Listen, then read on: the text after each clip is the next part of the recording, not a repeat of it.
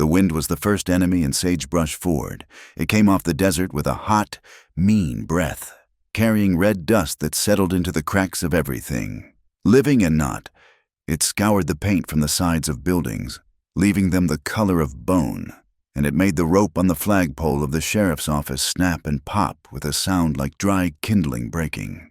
High above, vultures circled in the washed-out blue sky, patient as stone, their shadows drifting over the parched land. The year was 1886, and in the Arizona Territory, mercy was in shorter supply than water. From the open door of her workshop, Lila Hart could smell the heat on the air. It was a mix of baked earth, horse sweat, and the faint, bitter scent of creosote bush. At 24, she was as lean and resilient as the landscape that had shaped her. A fine layer of the omnipresent red dust settled on her worn denim trousers and the dark hair she kept tied back with a leather thong. Her hands, though, were clean and capable, moving with a practiced economy over the piece of thick leather spread on her workbench. She was a saddler, and a good one. Her stitches were even and strong, her carvings deep and sure, a faint, silvery scar cut across her left cheekbone, a souvenir from a fall when she was 16. It was a part of her face she never looked at directly, a permanent reminder of a wild horse and a moment's carelessness. It was also the reason, she figured, that no man had come calling with serious intentions, which suited her just fine. Her goal was simpler and harder than marriage. She meant to keep her mother's well, the only reliable water on her small plot of land, pay off the debt that clung to it like a stubborn burr, and live a life that was her own. The saddle on her bench was nearly finished. It was a plain, sturdy work saddle, built for long days and hard riding. It was not a fancy piece for a showman, but an honest tool for an honest living. There was a place on the cantle where the leather had been scarred in the tanning process. Instead of discarding it, she had worked a careful line of stitching over the imperfection, reinforcing it, making it a feature rather than a flaw. It was her signature. In a way, strong, not pretty. Across the dusty Main Street, the Dry Willow Saloon was already doing business, though it was barely noon. From there, and from the bank next to it, Ephraim Voss controlled the town.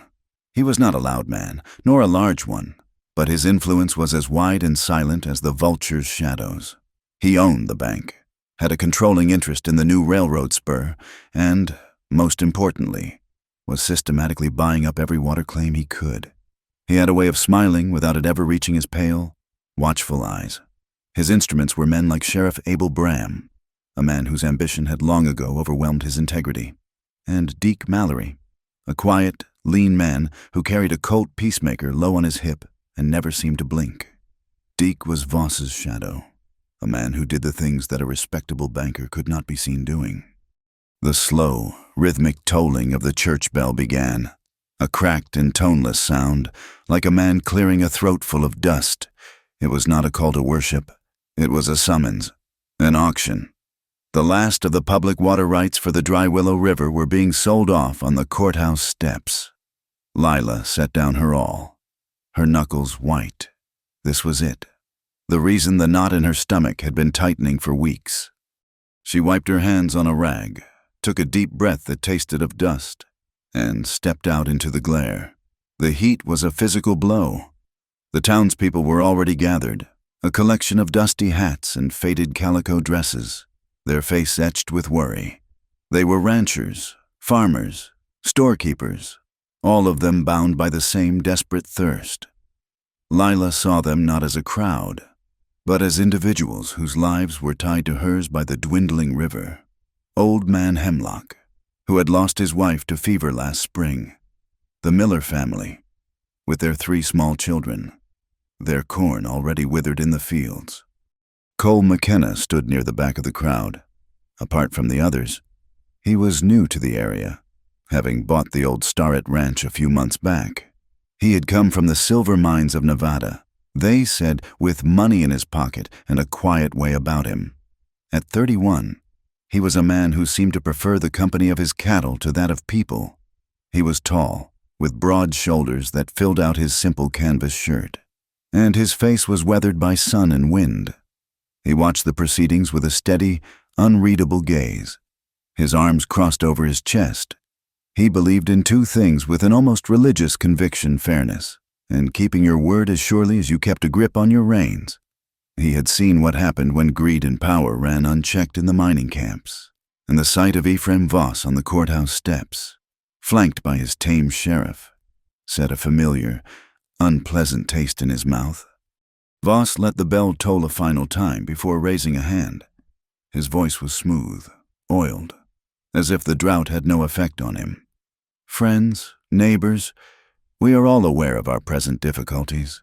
The dry willow is not what she once was, but with careful management, with consolidated effort, we can ensure that Sagebrush Ford not only survives, but prospers. He spoke of progress and shared destiny, but everyone there knew the truth. His consolidated effort meant one man holding all the cards, one by one. The smaller claims were put up for auction, one by one. They were bought by an agent bidding for Voss, for prices no working man could match. A low murmur of despair rippled through the crowd. Hope was drying up faster than the riverbed. Then Voss's gaze, cool and impersonal, landed on Lila. "And now," he announced, "we come to the Hart property, a small parcel, but with a well that has, until recently, been a reliable source. However, the bank holds a note on this land, and certain fees related to water usage are past due." He made a small gesture to Sheriff Bram, who unrolled a scroll of paper with a theatrical flourish. "According to Town Ordinance 33, the sheriff drawled, his voice lazy, delinquent accounts result in the forfeiture of associated resource rights. The water rights for the Hartwell are now open for bidding." It was a lie, a twisting of the law so blatant it stole the breath. Lila felt a cold fury rise within her. Her mother had dug that well with her own 2 hands, had found water where everyone said there was none. It was more than property.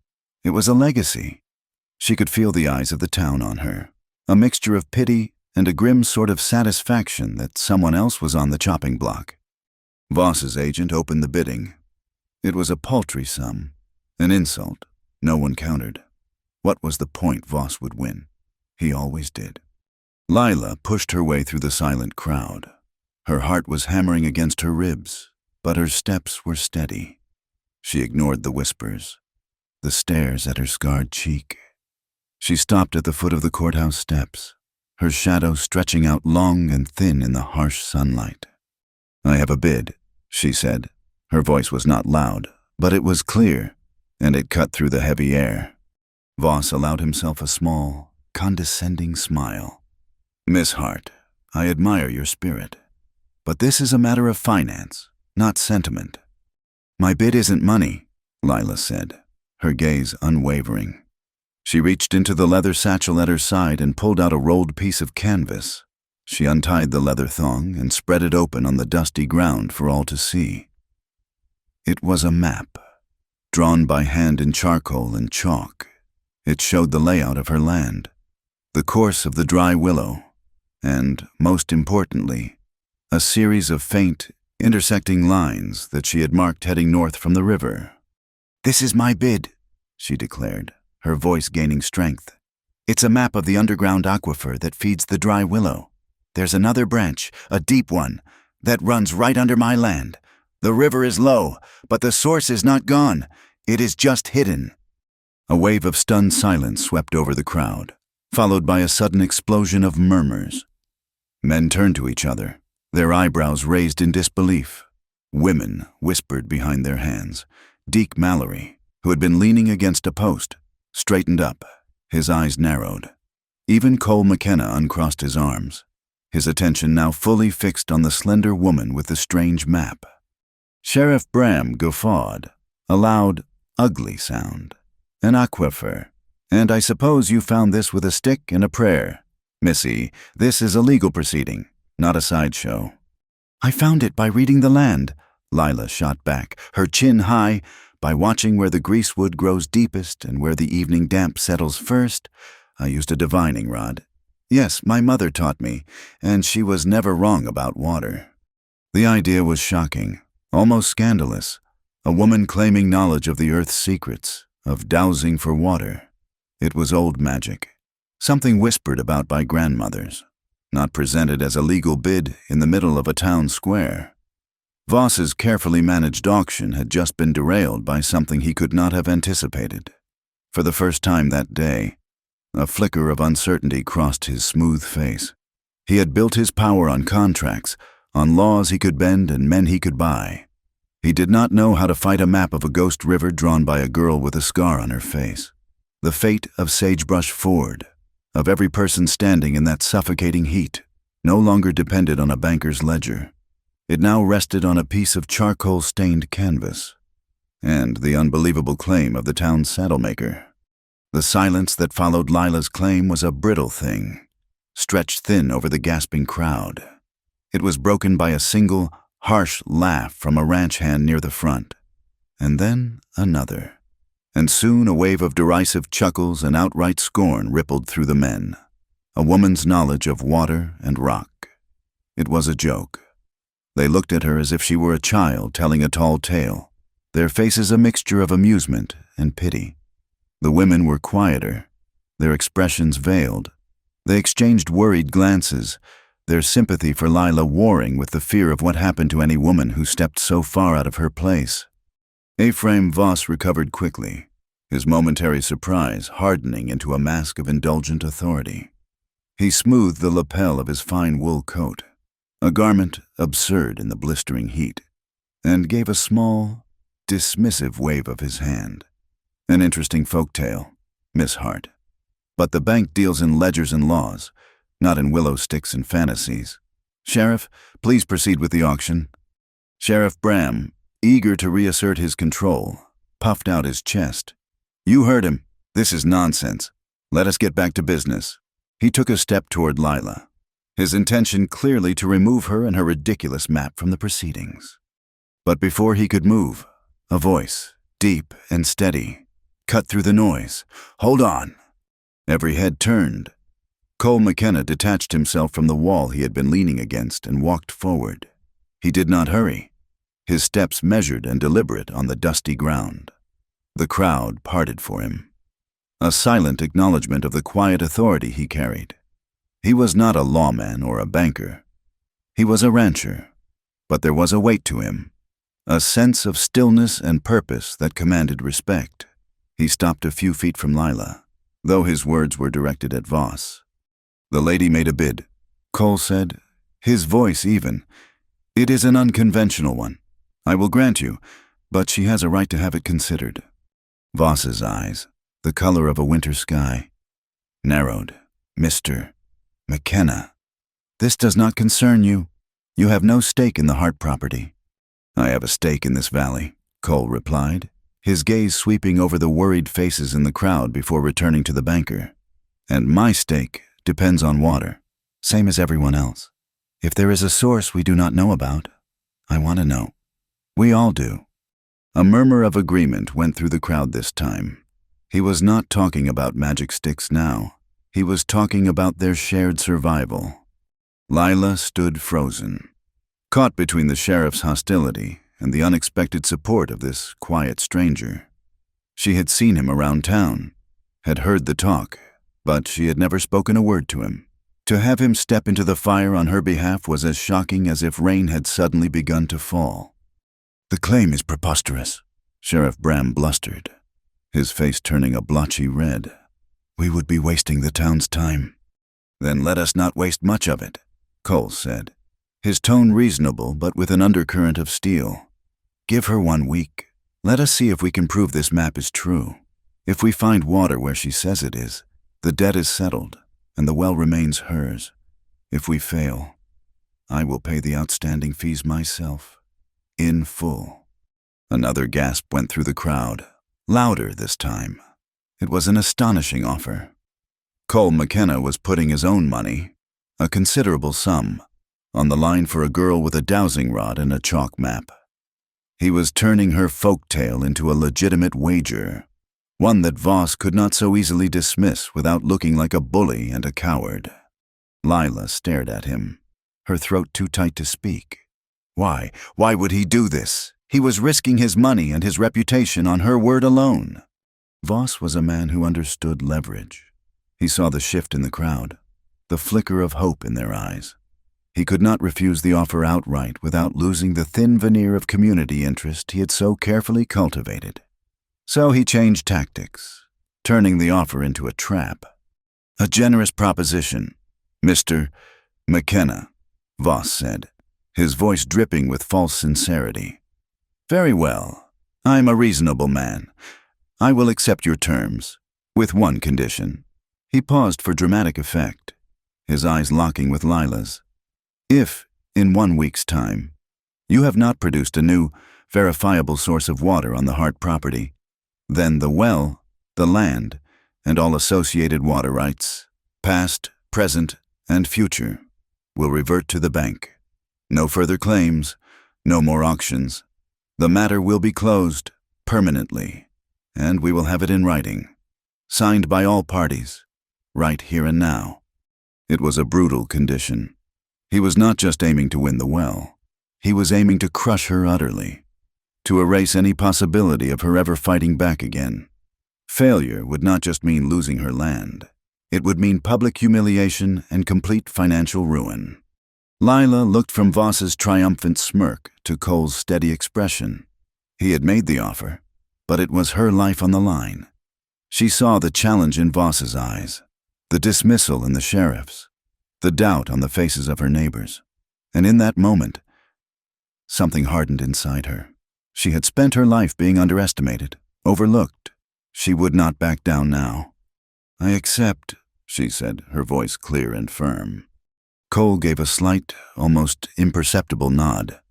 He had not consulted her, had not asked her permission before stepping in, but he had read her correctly. He had seen the fighter beneath the quiet exterior. Voss smiled, a predator's smile. Excellent, Sheriff. Draw up the agreement. As Bram scribbled furiously on a piece of official paper, the townspeople began to disperse, talking in low, excited tones. The auction was over, replaced by a spectacle of a different kind. A man's wager and a woman's strange magic against the power of the bank. In a town starved for both water and entertainment, it was the biggest news in years. After signing the document with a hand that did not tremble, Lila turned to face the man who had just become her unlikely partner. The sun was hot on her neck, and she felt a sudden, dizzying sense of the enormity of what they had just done. "Do you make a habit of rescuing strangers in the town square?" she asked, her voice quiet. Cole McKenna picked up her rolled map from the ground and handed it to her. He did not smile, but the corners of his eyes crinkled slightly. "No, ma'am," he said, his voice a low rumble.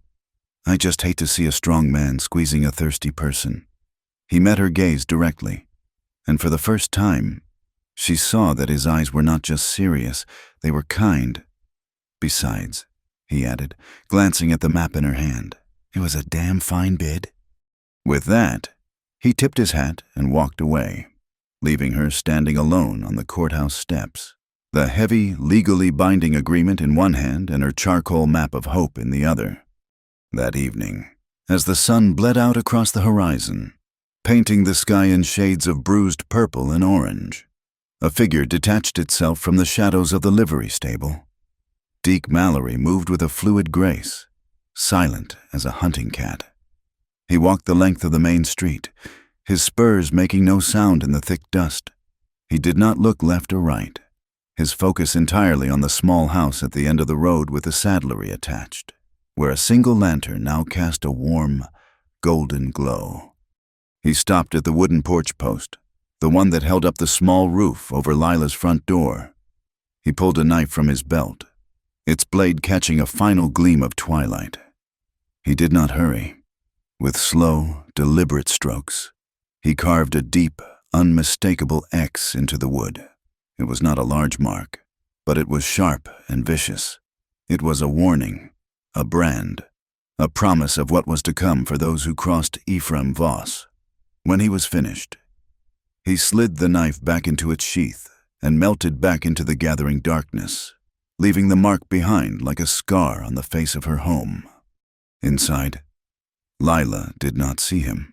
She had spent the last hour checking her tools, her mind racing. The weight of the week ahead pressed down on her. The land outside was cracked and thirsty, a puzzle of baked clay and rock. Lizards skittered over the fissured ground, tiny gray ghosts in the dusk. The survival of everything she held dear depended on her ability to read the subtle language of that broken earth. She walked to the porch, the air now cooling with the deceptive relief of a desert night. She hung a storm lantern on a hook, its clean light pushing back the shadows. As its glow fell upon the porch post, she saw the mark. The raw, pale wood of the freshly cut X stood out against the weathered gray. A cold knot of fear tightened in her stomach, but it was quickly consumed by a hot surge of anger. This was her home, her land, her well. She went back into her workshop and returned a moment later, a heavy saddler's hammer in her hand.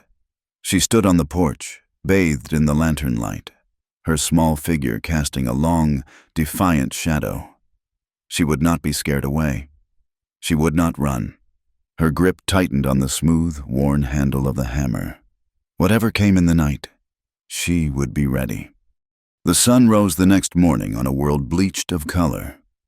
Lila was already awake, the heavy hammer resting by her door. The carved X on the porch post seemed to mock her in the pale light. She had not slept, her mind a whirlwind of fear and defiance. The promise of the day ahead, of back-breaking and likely fruitless labor, was a heavy stone in her gut. She was measuring out coffee grounds when the sound of a wagon creaking to a halt made her freeze. Cole McKenna was there, his wagon loaded with a collection of timbers, steel rods, and a heavy cast-iron contraption that looked like a giant corkscrew. He swung down from the driver's seat, his movements economical and sure. He did not waste time with pleasantries. "Figured we should start early," he said, his eyes going from her face to the marked post. He paused for a beat, his expression unreadable, then looked back at her. "You still in?" "I signed the paper," she said, her voice a little rough from the dry night air. It was all the answer she needed to give. He nodded, accepting it, then let us get to work. They formed a strange, unspoken partnership. He was the force, the muscle, and the machine. She was the instinct, the one who read the land. She took him to the spot she had marked on her map, a gentle slope north of the house where the earth seemed to hold the memory of moisture longer than anywhere else. She unslung her dowsing rod, a forked branch of willow, worn smooth by her mother's hands, and then her own, holding the two ends. She walked slowly. Her focus narrowed until the world was nothing but the feel of the ground beneath her worn boots and the tension in the wood. Cole watched, saying nothing. He did not mock, nor did he seem entirely convinced. He simply waited, giving her the space to do her work. Then it happened. A faint, almost imperceptible tremor ran through the wood, a slight, downward pull. "Here," she said, her voice barely a whisper. She scuffed a line in the dust with her heel. Without a word, Cole began to unload his equipment. He assembled the hand auger, a simple but powerful device. He and Lila set the tripod of heavy timbers over her mark. The work was brutal. The ground was a stubborn mix of baked clay and gravel that fought them for every inch. They took turns on the long handle of the auger, leaning their whole weight into it, their muscles screaming in protest. The sun climbed higher, a merciless white eye in the sky. Sweat soaked through their clothes, and the red dust caked their skin, turning them into figures of clay. The only sounds were their own ragged breaths, the rhythmic groan of the wood frame, and the grating shriek of steel biting into unforgiving earth. By midday, they had managed to sink the drill a mere 3 feet. The ground grew harder, filled with a layer of rock that jarred their bones with every turn. Then, with a sharp crack that echoed in the still air, the steel bit shattered. Cole pulled the auger up, his face grim as he looked at the splintered metal. "That is the only rock bit I have." Frustration, sharp and bitter, rose in Lila's throat. 6 days left, and their only tool was broken. She looked at Cole's hands, already raw and blistered from the work. She felt a pang of guilt that she had dragged this stranger into her impossible fight. "We can try to reforge it," she said, thinking of the small forge in her workshop. "It might hold for a little while." Cole looked at the sun, then at her. "It will have to. We are burning daylight." He agreed to her suggestion, and they headed toward her workshop. As they worked, a small boy appeared at the edge of the property, leaning on a rough-hewn crutch. It was little Ben from the Miller farm down the road. His left leg was shorter than his right, a defect from birth, but he moved with a surprising quickness. "Miss Lila," he called out, his voice shy. "Your mare, Daisy, she looks thirsty. I could walk her to the town trough for you." Lila managed a tired smile. Ben loved her horses. "Thank you, Ben. That would be a big help." The boy beamed, his face lighting up. He moved to the small corral, his limp pronounced but his movements gentle as he calmed the mare and clipped a lead rope to her halter. He was a piece of pure, uncomplicated kindness in a world that felt increasingly harsh. After Ben left with the horse, Lila knew she needed to get a message to the saloon. May Doyle, the owner, was a friend. She had a sharp mind and heard everything that happened in Sagebrush Ford. Cole needed a new drill bit, and May would know which freight wagons were due and when. She found May polishing glasses behind the long, dark wood bar of the Dry Willow Saloon. May was a handsome woman in her 40s, with a knowing look in her eyes that suggested she had seen more of the world than most. "Heard you caused quite a stir yesterday," May said, her voice low and husky. She set down a glass of cool water for Lila without being asked. "Voss is not happy. He does not like surprises." "I need a favor." "May," Lila said, getting straight to the point. "We broke a drill bit. Do you know if the stage from Prescott is carrying any hardware?" May's expression turned serious. "It is, but Voss's man was at the station this morning, buying up all the heavy steel stock, said it was for the railroad. He is trying to cut you off." "Lila?" She leaned closer. "Be careful. I heard him talking to Sheriff Bram last night. Something about a contract Voss has with a crew upriver, something about blasting. It did not sound good." A cold dread settled over Lila. Voss was not just trying to outbid her. He was actively working to make her fail. She thanked May for the information and the water and headed back, the weight of the conspiracy heavy on her shoulders. By the time she returned, Cole had managed to heat and hammer the broken bit into a semblance of a cutting edge. It was a crude repair, but it was all they had. They returned to the hole just as the sky in the west began to take on a sickly, yellow-brown hue. A low moaning sound started on the horizon. "Dust storm," Cole said, his voice flat. "A bad one. We need to secure the rig." The wind hit them moments later, a solid wall of air and grit. It tore at their clothes and stung their eyes. The world dissolved into a blinding, roaring chaos of red dust. They worked together, their movements frantic, tying down the tripod with rope, covering the hole with a heavy piece of canvas. They fought their way to the relative shelter of the workshop, stumbling inside just as the full fury of the storm descended. The wind howled like a hungry animal, and dust seeped through every crack in the walls, filling the air with a choking haze. They could hear the sound of debris pelting the roof. There was nothing to do but wait it out. They sat in silence on opposite sides of the workshop, the roaring wind making conversation impossible. It was a shared ordeal, a trial by nature that bound them together more surely than any contract. When the storm finally passed an hour later, it left behind a world transformed, buried under a fresh blanket of red dust. They were both exhausted, filthy, and starving. Lila built a small fire in her stove and heated a can of beans. She was so tired she did not realize how much salt she had added until she took the first bite. She watched Cole take a spoonful, expecting him to grimace. He chewed thoughtfully for a moment, then swallowed. "Salty," he said, his voice quiet. He looked at her, a faint hint of a smile on his lips. salty as the tears of an Eastern boy who just found out what a real day's work is. Lila stared at him for a second, and then a laugh escaped her. A real, genuine laugh that started deep in her belly. It was the first time she had laughed in weeks, and the sound of it in the dusty workshop felt like a miracle. All the tension, all the fear and exhaustion seemed to lift for a single, precious moment. Later, as she was cleaning up, she caught her reflection in the dark glass of the stove door.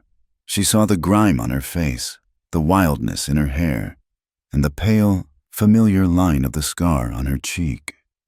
She turned away quickly, a familiar ache in her chest. For years, she had avoided mirrors. There was one packed away in a trunk in the attic, a relic from her mother's things. She had never been able to look at it, to see the flawed face that the world saw. The scar was a constant reminder of her difference, the reason she was seen as strange, as unmarriageable, as something less than a whole woman. Just then, Sheriff Bram appeared in the open doorway, his bulk blocking out the fading light. He had a piece of paper in his hand. "Just checking in. Miss Hart," he said, his tone oozing with false concern. "Mr. Voss is worried about the bank's assets. I'm here to inspect the property, make sure everything is being properly cared for." He was about to step inside when Cole moved to stand in the doorway, blocking his path. Cole was not as wide as the sheriff, but he seemed to take up more space, his presence a solid, unyielding wall. "That will not be necessary, Sheriff," Cole said, his voice calm but hard as forged steel. "This is official business. McKenna," Bram blustered, "you are interfering." "I am upholding our agreement," Cole said. He pulled the folded, signed document from his pocket. "It says right here that Miss Hart has 1 week to prove her claim. It says nothing about daily inspections or allowing you to set foot on her property. You have no authority here until that week is up." He did not raise his voice, but every word was a stone dropped into a deep well. The sheriff's face mottled with anger. He looked from Cole's unwavering stare to the signed paper, and he knew he was beaten. With a curse under his breath, he turned and stomped away. When he was gone, a heavy silence settled in the workshop. Lila looked at Cole, her heart still pounding. He had defended her, had used the law to fight the lawman. "Thank you," she said softly. He just nodded, folding the paper and putting it back in his pocket. He walked over to the workbench, picked up a shovel, and headed back outside into the twilight. "Let us dig a test trench," he said over his shoulder. "See what is down there." They dug a narrow channel a few feet away from the main hole. The topsoil was dry as ash, but as they went deeper, the dirt began to change color, from pale tan to a richer brown. Cole stopped, plunging his bare hand into the bottom of the trench. When he pulled it out, it was covered in soil that was cool and dark. It was not wet, not by a long shot, but it was unmistakably damp. Lila knelt beside him, touching the soil herself. It felt like life. It was a sign, a whisper from the earth. Cole looked at the damp soil on his fingers, then at her, his face streaked with dust and determination. "I will keep drilling," he said, his voice a low vow, "until this drill bit turns to dust or my hands bleed." Lila looked back at him, the fear and doubt of the day giving way to a fierce, burning resolve. "And I," she answered, her voice just as steady, "will keep reading this ground until it decides to speak." They stood there for a long moment as darkness fell. 2 solitary figures united by a shared promise. The fragile hope felt real, tangible as the cool earth in their hands. Later that night, long after Cole had returned to his own ranch and Lila had finally fallen into an exhausted sleep, a shadow slipped through the darkness.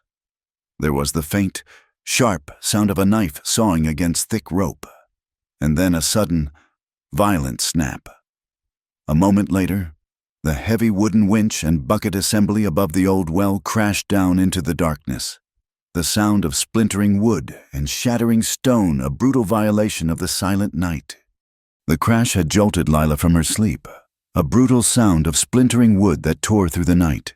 By the time she reached the well, heart pounding in her throat, the damage was done.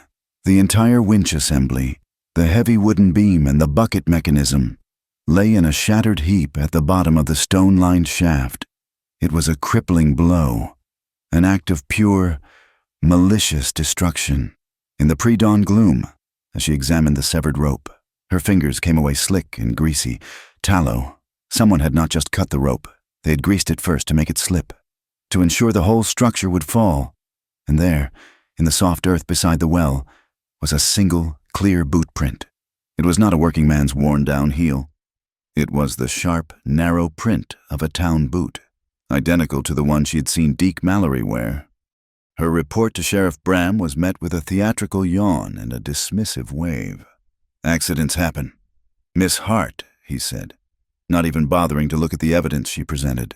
"Old wood gets brittle, ropes fray. The town has more important matters to attend to than your clumsy housekeeping." He turned his back on her. The matter closed in his eyes. The law was not just blind. It was actively looking the other way. A cold, hard fury settled in Lila's chest, burning away the last vestiges of fear. They thought this would break her. They were wrong.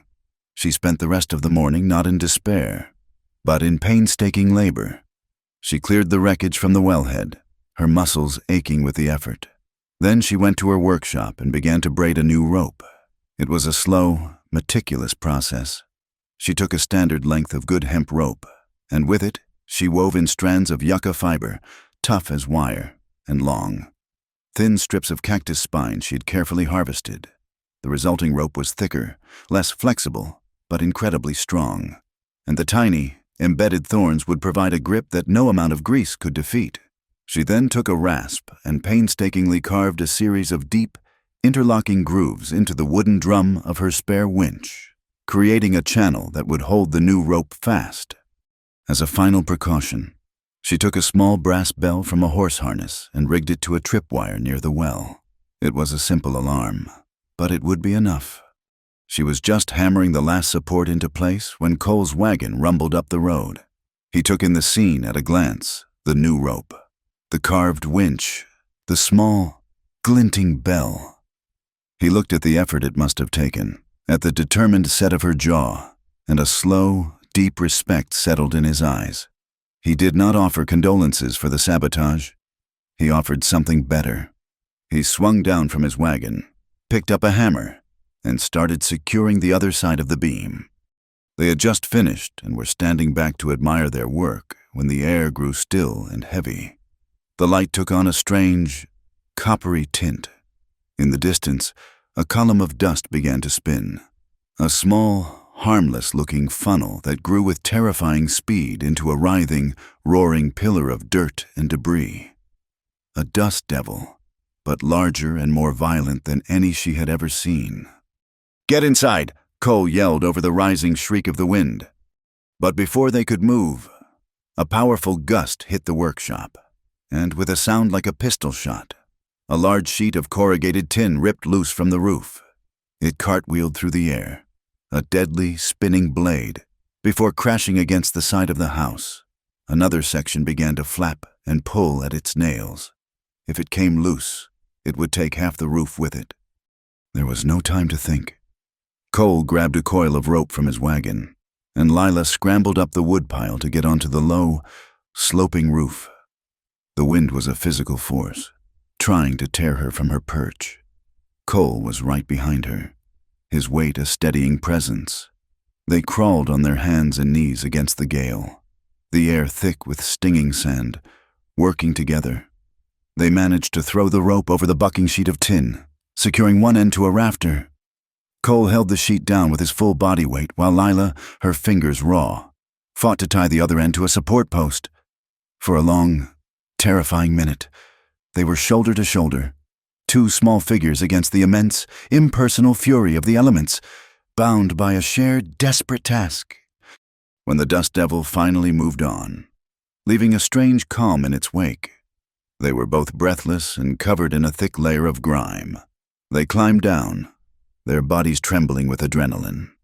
Later, Inside the workshop, the need for repairs was obvious. A heavy grain sack had been torn by a flying piece of wood. Cole picked up a needle and thread from Lila's leatherworking kit, his large, capable hands suddenly looking clumsy and oversized. He pushed the needle at the thick burlap. His brow furrowed in concentration, but his stitches were long, uneven, and looping. It was a mess. Lila watched him for a moment, a smile touching her lips for the first time that day. She took the needle from his hand. "Here," she said gently, "like this. Small, tight stitches. You have to pull each one taut before you start the next." She guided his hand, showing him the rhythm of it. He was a surprisingly apt pupil. "You are sewing so poorly," she teased, her voice light. "You would make a cow blush with shame for your brand." He looked up at her, his serious expression breaking for a moment into a genuine, crooked grin. "Cattle do not much care for fine needlework, ma'am. As long as the sack holds the oats, they are satisfied." The shared moment of humor, small as it was, felt like a victory. The next day, they went into town for supplies. As they were leaving the general store, Ephraim Voss intercepted them. He stepped out of the bank, blocking their path, flanked by the silent shadow of Deke Mallory. "Miss Hart, Mr. McKenna," Voss said, his voice smooth as polished stone. "I have been thinking about your situation, about all this unpleasantness." He gestured vaguely toward her property. "I am a man who values peace. I am prepared to make you a generous offer. I will buy your land, clear your debt, and give you enough to start fresh somewhere else. Somewhere easier. It would be for the best, to put all this difficulty behind you." Lila felt Cole tense beside her, but she answered before he could. "My land is not for sale. Mr. Voss." Her voice was quiet but unshakable. "Not now. Not ever." Voss's gaze hardened.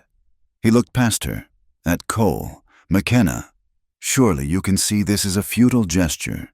You are a businessman. You must know when a wager is lost." Cole did not even look at Voss. His eyes were on Lila. He simply stood behind her, a solid, silent presence. And then he spoke, his voice low and final, a single word that carried more weight than a whole speech. "No." The banker's face tightened into a thin, bloodless line. He had expected to divide them, to appeal to the man's reason against the woman's sentiment. He had failed. Without another word, he turned on his heel and strode back into the bank. Deke Mallory gave them one last, cold look before following him. Voss's tactics changed after that. The attacks were no longer physical. They became whispers. A rumor started to snake its way through town, passed over back fences and in the saloon. Lila Hart was not just stubborn. She was conniving. She was a desperate spinster who had seen a newcomer with money and had spun a wild tale to trap him. She was using him, playing on his misplaced sense of charity to get her hands on his ranch. The poison worked quickly. The next time Lila went to town, the atmosphere was different. Women who had once nodded to her now looked away, their faces closed. Men watched her with a new, speculative glint in their eyes. She was no longer just the quiet saddlemaker. She was a predator, an adventuress. The isolation was a heavier blow than any act of sabotage. The cruelest cut came a day later. Lila was walking past the schoolhouse when she saw a group of boys surrounding little Ben. They were taunting him, pushing him back and forth. "Benny's got a girlfriend," one of them sneered. "He is helping the crazy witch with the ugly face." Another one shoved him hard, knocking his crutch from under him. "You are on the side of the ugly one." Ben fell in a heap in the dust. Lila ran forward, her heart a hot stone of fury and shame. The boys scattered at her approach. She knelt and helped Ben up, brushing the dirt from his clothes. He would not look at her, his face buried in her side, his small shoulders shaking with silent sobs. It was her fault. She had brought this on him. Her fight, her stubbornness, had made this innocent child a target. She took him back to her workshop, her mind a numb fog of self-reproach. Maybe Voss was right. Maybe it was a futile gesture. Maybe the best thing she could do was give up, sell the land, and disappear before she caused any more harm to the few people who had shown her kindness. She was sitting on the edge of her workbench, staring into space. When Cole arrived, he took one look at her face, at the tracks of tears through the dust on her cheeks, and his own expression grew hard. "What happened?" he asked. She told him, her voice flat and devoid of emotion. "I cannot do this anymore. Cole, I cannot have children getting hurt because of me. I am going to the bank. I am going to accept Voss's offer." He listened patiently until she was finished. He did not try to argue or to comfort her. Instead, he reached into his pocket and pulled out a heavy, iron key. He held it out to her. It was the key to the main tool shed on his ranch.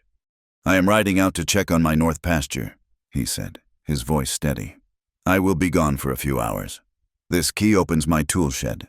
There is a spare auger in there, some steel cable, and a better forge than yours. Take whatever you need. I am betting on you." He pressed the key into her palm and closed her fingers around it. He did not say, "You can win." He did not say, "Do not give up."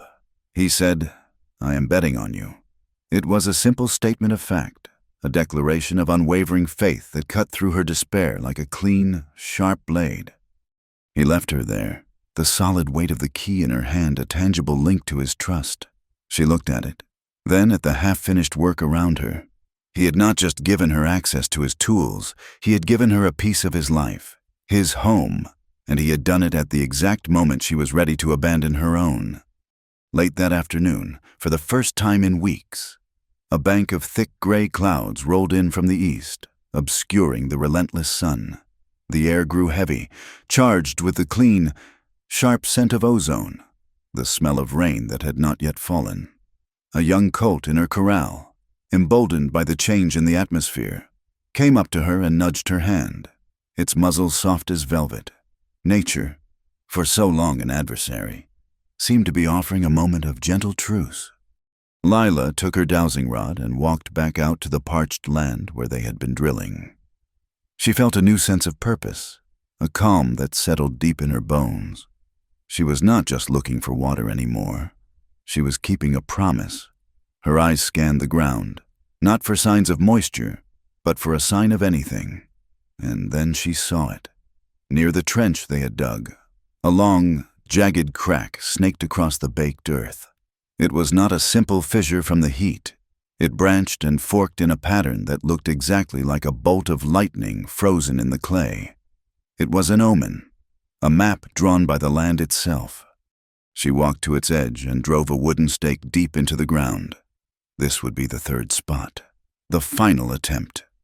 As she worked, she felt Cole's presence before she saw him.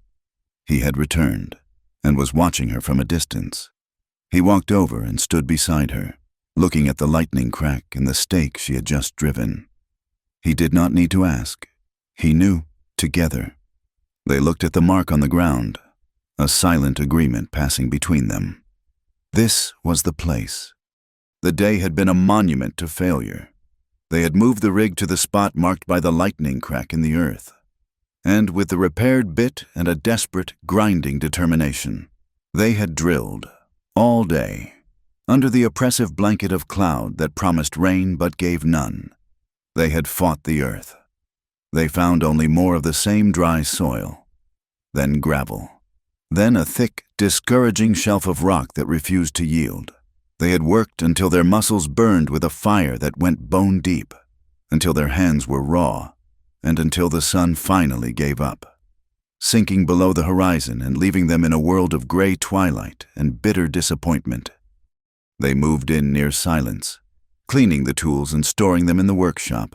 The horses, sensing the mood, were quiet in their stalls, their soft nickering a gentle counterpoint to the heavy fatigue that hung in the air. Cole lit a lantern, its warm glow pushing back the gathering dark and casting long, dancing shadows.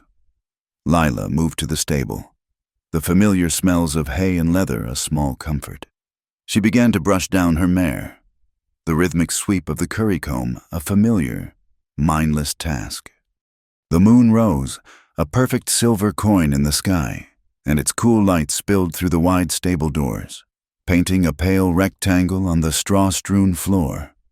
Lila paused in her work, her arm aching. She leaned her forehead against the mare's warm flank, closing her eyes for a moment. She was so tired, tired of the fight, tired of the dust, tired of the hope that rose each morning only to be crushed by noon. The moonlight caught her face as she turned, and her hand went unconsciously to her cheek, her fingertips tracing the faint, silvery line of her scar. In the soft, unforgiving light, it felt like a canyon, a mark of imperfection that defined her. A wave of the old shame washed over her, as weary and familiar as the ache in her back. It was in moments like this, when exhaustion stripped away her defenses, that the truth of what she believed about herself surfaced. She thought of the women in town, with their smooth skin and easy smiles. She thought of the way men's eyes would sometimes slide past her, as if she were not worth a second glance, and in the vast, lonely quiet of the stable, she gave voice to the deepest conviction of her heart, a whisper so soft it was nearly stolen by the night air. "I am not pretty." Cole was standing just inside the workshop door, wiping grease from his hands with a rag. He had heard her. He stopped what he was doing and stood motionless for a long moment, watching her profile etched in moonlight. He saw the weariness in the slump of her shoulders, the vulnerability in the gesture of her hand on her own face. He walked toward her, his boot steps soft in the straw. He did not stop until he was standing just in front of her, close enough that she had to tilt her head back to look at him. His face was in shadow, but his eyes were clear and steady. He spoke slowly, his voice a low rumble that was both gentle and immensely solid. "All the better." He waited a beat, letting the strange words settle in the air between them. Then he continued, his gaze never leaving hers. "I need honest, not fancy." Lila stared at him, her mind unable to process the words. It was not a denial, it was not a compliment. It was something else entirely, something she had never heard before. He was not telling her she was wrong about herself. He was telling her it did not matter. He reached out and took the hand that was still resting on her cheek, gently pulling it down. His fingers were calloused and strong, and they wrapped around hers with a warmth that seemed to seep directly into her soul. He held her hand, looking at her, and in that moment, she felt truly seen, perhaps for the first time in her life, not as the saddlemaker, not as the strange girl who dowsed for water, not as a woman with a scarred face, but as herself, her honest self. He leaned in, and for a heart-stopping second, she thought he might kiss her, but he simply touched his forehead to hers, a gesture of profound and simple intimacy. They stood like that, breathing the same air, their foreheads touching, his hand holding hers. The world shrunk to the small, quiet space they occupied in the moonlight. It was that trust, that startling and unconditional acceptance, that finally broke the dam of his own silence. He straightened up, though he did not let go of her hand. "There is something you should know about me, Lila," he said, his voice quiet. "Something that Voss could use against us if he ever found out." He led her to a bale of hay, and they sat down, the lantern on a nearby post casting them in a circle of warm light. He told her about his years in Nevada, in the silver boom towns that grew up overnight and died just as fast. He had not been a miner, not at first. He had been younger, harder, and running with a crew of men who made their living holding mining claims by force. They were not outlaws, not exactly, but they lived on the raw edge of the law, where a fast gun was worth more than a legal deed. "It was a dirty business," he said, his eyes focused on the dark corners of the stable. "It was all about greed. Men would kill each other for a patch of worthless rock that might have a vein of silver in it. I saw things, did things I am not proud of. One day, I saw a man get shot over a bucket of ore, and I realized that the silver was not making anyone rich. It was just making them dead. I walked away that afternoon. I left it all behind." He told her how he had spent the next 2 years working as a teamster, hauling freight across the desert, saving every penny. It was slow, honest, back-breaking work, Every dollar he had used to buy his ranch, every piece of equipment, every head of cattle had been earned with clean sweat. But the past was still there, a shadow he could not outrun. Some of the men from that crew are still around, he finished, his voice heavy. If Voss were to find one of them, it would be easy to paint me as a hired gun, a claim jumper. It would be enough to turn the whole town against you for good. Lila listened, her hand still held in his. She heard the shame in his voice, the burden he carried. She thought of the risk he was taking, not just for her land, but for his own future, his own hard-won peace. A new fear bloomed in her, a fear for him.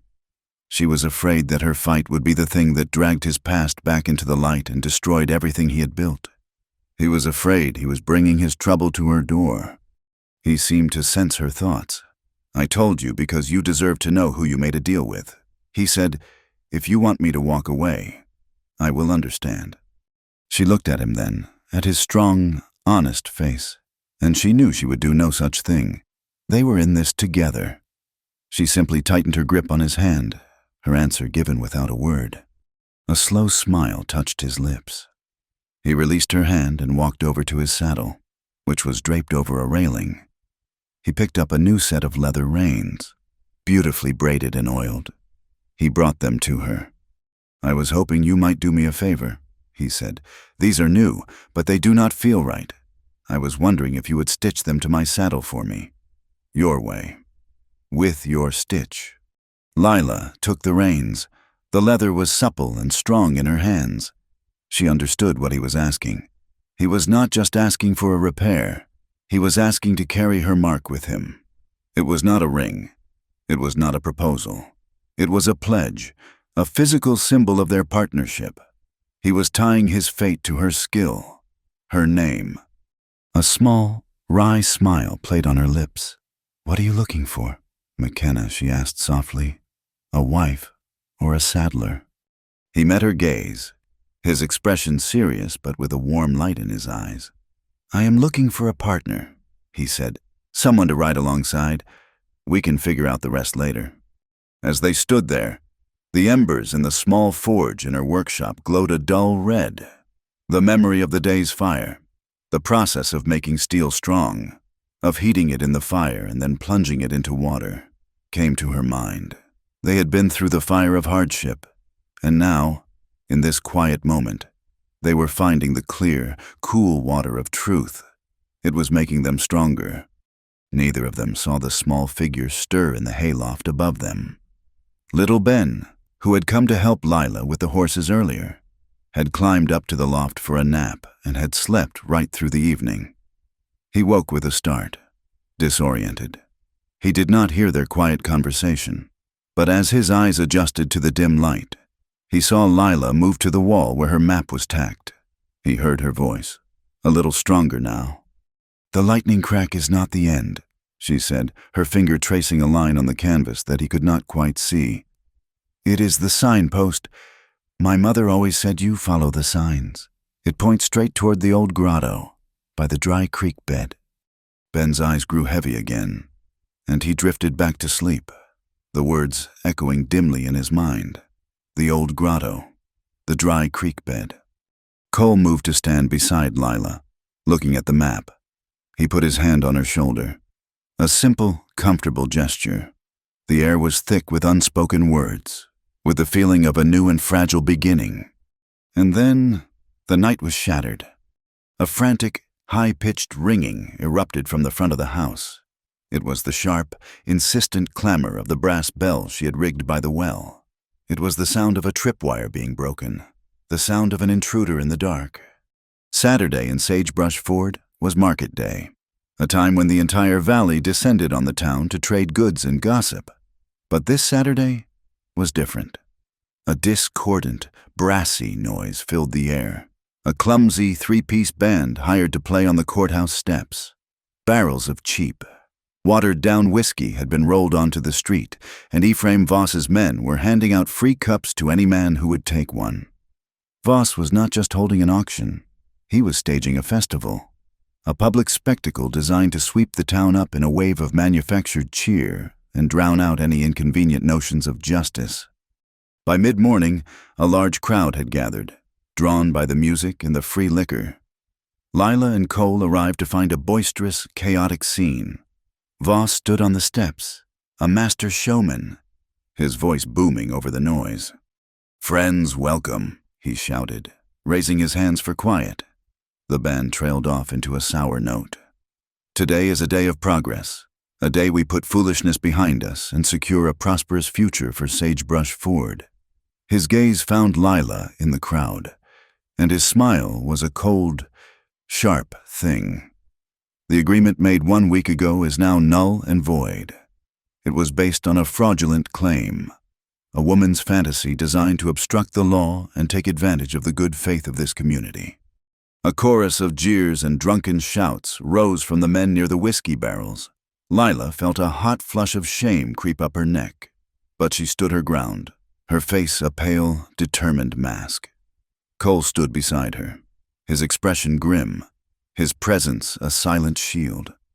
"This woman," Voss continued, pointing a finger directly at Lila, "has failed. She has produced no water. She has wasted our time, therefore. I am declaring her rights forfeit. The Heart Well will now be sold to the highest bidder. Right here, right now, to ensure that its precious water is put to good, productive use." He was tearing up the agreement, overriding the law with sheer force of will and the power of a drunken mob.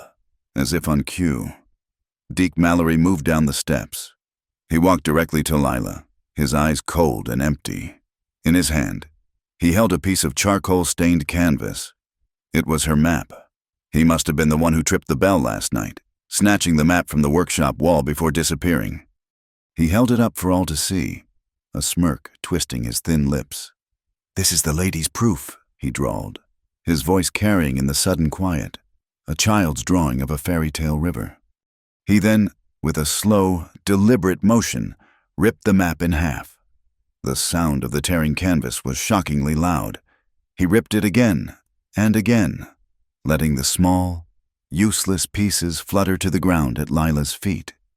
Then he spat on them. The act was so vile, so full of personal contempt, that the crowd fell silent. It was one thing to outmaneuver someone in business. It was another to publicly destroy the last shred of a person's hope and dignity. Lila stared at the pieces of her map, the lines she had so carefully drawn, now meaningless scraps in the dust. She felt a wave of dizzying despair, but she refused to look away. She raised her head and met Deke's cold stare, and that was when he hit her. It was not a punch, but an open-handed slap, delivered with a casual, brutal force. The sound was a sharp, ugly crack that echoed across the silent town square. It seemed to suck all the air from the lungs of the people watching. The music, the laughter, the drunken shouts. Everything vanished, replaced by a single, horrifying moment of violence. Lila's head snapped to the side, and a bright red mark bloomed on her cheek, a cruel echo of the pale scar on the other. Before Deke could even lower his hand, Cole moved. He did not reach for the gun on his hip. His movement was a fluid, controlled surge of pure fury. He stepped in front of Lila, shielding her, and took her hand, his grip firm and steady. He faced Deke, his eyes blazing with a cold fire that was more terrifying than any weapon. "She is not alone," Cole said, his voice low and shaking with contained rage. But every single person in that square heard him. He took a step closer to Deke, who instinctively recoiled. "You touch her again," Cole said, his voice dropping to a near whisper that was somehow more menacing. "And I will drag you to the river and wash that filth from your mouth with sand and gravel." Deke's hand hovered near his gun, but he did not draw. There was a promise of swift and terrible retribution in Cole's eyes that gave him pause. The moment stretched, taut as a wire. Then Cole turned his back on Deke, a calculated gesture of contempt, and addressed the portly, sweating man standing near Voss. "Mayor Thompson," he said, his voice now a clear, commanding ring of authority. "You are the chief magistrate of this town. You witnessed the signing of a legal document, I demand that you retrieve that document from the town records and read its terms aloud to these citizens."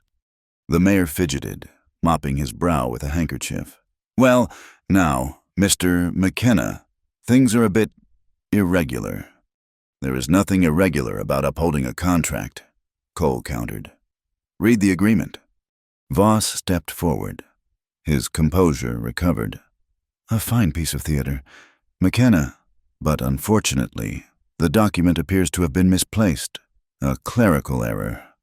A collective sigh of disappointment and resignation went through the crowd. It was the oldest trick in the book. "I do not think so," a clear voice called out. May Doyle pushed her way to the front, holding up a folded piece of paper. "I made a copy of the agreement before it was filed. I thought it might be wise." She handed the paper to the stunned mayor. "The terms are quite clear. 1 week, no inspections, no interference. A week does not end on a Saturday morning." Voss's face tightened. He had been outplayed. "The document requires the official town seal to validate any proceedings related to it." He snapped, changing tactics. "Without the seal, nothing can be decided." He gave a subtle nod to Sheriff Bram. The sheriff, who had been trying to make himself invisible, stepped forward reluctantly. "Terribly sorry," he mumbled, patting his pockets with an exaggerated show of confusion. "Seems I have misplaced the town seal. Cannot imagine where it has gone." A low groan of frustration went through the crowd. It was another transparent lie, another way for the powerful to bend the rules. But May Doyle was not finished. She raised a pair of small, elegant opera glasses to her eyes, a strange and wonderful sight in the dusty town square. She scanned the sheriff from head to toe, then smiled sweetly. "Sheriff," she said, her voice carrying with the clarity of a stage performer, "would you mind checking the inside pocket of your vest, the left one? I believe I see something shiny." The sheriff froze, his face turning a deep, brick red. All eyes went to his chest. Sure enough, the faint outline of a round, metal object was visible through the fabric of his vest. A few people in the crowd started to laugh, a low chuckle that grew into a full-throated roar of ridicule. The sheriff, utterly humiliated, looked to Voss for help, but the banker's face was a thunderous mask of fury. It was in that moment of chaos and laughter, as the sheriff's authority crumbled into dust, that another voice piped up, small but clear as a bell. "I saw them," little Ben said. He had pushed his way to the front, leaning heavily on his crutch, his young face pale but determined. "I saw them put the grease on Miss Lila's well rope. I was sleeping in the hayloft. I saw them." The laughter died instantly. Every person turned to look at the small, crippled boy. His words, spoken with the simple, unshakable conviction of a child, landed with more force than any legal argument. This was not about contracts or seals anymore. It was about right and wrong. It was about grown men sneaking in the night to sabotage a woman's property, and a child being brave enough to say so. The conscience of Sagebrush Ford, buried for so long under fear and apathy, began to stir. A few men took off their hats. An elderly rancher, a man who had lost his own land to the bank a year earlier, began to clap, a slow, deliberate sound. Another man joined him, and then another. It was not a cheer. It was a statement, a quiet, spreading wave of support that was more powerful than all of Voss's cheap whiskey and loud music. Mayor Thompson, seeing the tide turn so decisively, finally found his courage. "This auction is suspended," he declared, his voice shaking but firm. "There will be a full reassessment of the situation. We will reconvene in 48 hours. Voss knew he was beaten. For now, he had lost control of the crowd, his puppets exposed, his plans in tatters. He gave a curt, angry nod of assent. He turned, and as he did, his eyes met Deke Mallory's. No words were exchanged, but the message was unmistakable. It was a look of cold, murderous rage. It said, "This is not over." It said, "Tonight, you will finish this for good." As the crowd began to break up, their voices no longer jeering but muttering in angry, thoughtful clumps, Lila stood perfectly still, Cole's hand still holding hers. She had not cried. She had not flinched. She had endured the humiliation and the violence, and she was still standing. She leaned her head against Cole's shoulder for just a moment, a small, weary gesture of trust. "We have not won yet," she whispered, her voice barely audible. "But I am not afraid anymore." The fragile victory of the afternoon curdled into a tense, watchful quiet. Cole had refused to leave, insisting on staying the night in the workshop, his bedroll laid out near the forge. Sleep did not come easily to Lila. Every creak of the old house, every sigh of the night wind, was a potential threat. She lay in the dark, the memory of Deke Mallory's hand striking her face a hot, phantom sting. The town had sided with them, for now. But Voss's final, venomous glance at his hired gun had been a promise. This was far from over. It was the smell that woke her, thick and acrid in the back of her throat. Smoke, and then a sound, a low, hungry crackle that was not the gentle pop of a hearth fire. She threw off her blanket and ran to the window. A terrifying, pulsating orange light was swallowing the night. The stable was on fire. A raw scream tore from her throat. "Her horses!" She burst out of the house, Cole emerging from the workshop a second behind her, his face a grim mask in the flickering firelight. The heat was a living thing, a monstrous beast that pushed them back with its scorching breath. The whole left side of the stable was engulfed in flames that licked greedily at the dry, timber frame roof. At the edge of the light, a figure on horseback, a fleeting silhouette, turned and spurred his mount into the darkness. Deke. There was no time for anger, only a cold, sickening dread. The terrified whinnies of the horses trapped inside were a sound of pure agony. The doors Lila screamed, grabbing a bucket. Cole was already there, his shoulder crashing against the large, barred stable door. It would not budge. The heat had warped the wood. The axe he roared, his voice tight with effort. Lila did not hesitate. She ran to the woodpile, her bare feet stumbling on the rough ground, and seized the heavy splitting axe. The handle was smooth and familiar in her hands. She attacked the wooden bar holding the doors closed, her fear channeling into a frantic, focused strength. Chips of wood flew into the smoke-filled air. With a final, splintering crack, the bar broke. Together, she and Cole wrenched the heavy doors open. A wave of superheated air and thick, black smoke billowed out, forcing them to their knees, coughing and gasping. Inside was a vision of hell. Hay burned with explosive fury, and the terrified animals screamed, their eyes wide and white in the inferno. "Get them out!" Cole yelled, pulling the bandana from his neck and tying it over his face. Lila plunged into the swirling chaos. She found her mare, Daisy, kicking and rearing in her stall, crazed with fear. The smoke was a suffocating blanket, and the roar of the fire was deafening. She grabbed the horse's halter, her voice a low, urgent murmur, the same calm tone she used to gentle wild colts. "Easy, girl, easy now. It is all right. We are getting out." The mare, recognizing her scent and her voice even through the terror, calmed just enough for Lila to lead her out of the stall and slap her flank, sending her galloping into the relative safety of the night. She turned back for the young colt. Cole was already there, shielding his face with his arm as he unlatched the stall door. They worked as a team, their movements desperate and synchronized, moving through the smoke and raining embers to free the last of the animals. Just as they pushed the final, panicked horse into the open, a loud groan came from above. Lila looked up to see the main roof beam, glowing a skeletal, fiery red, begin to sag. "Cole, get out!" she screamed.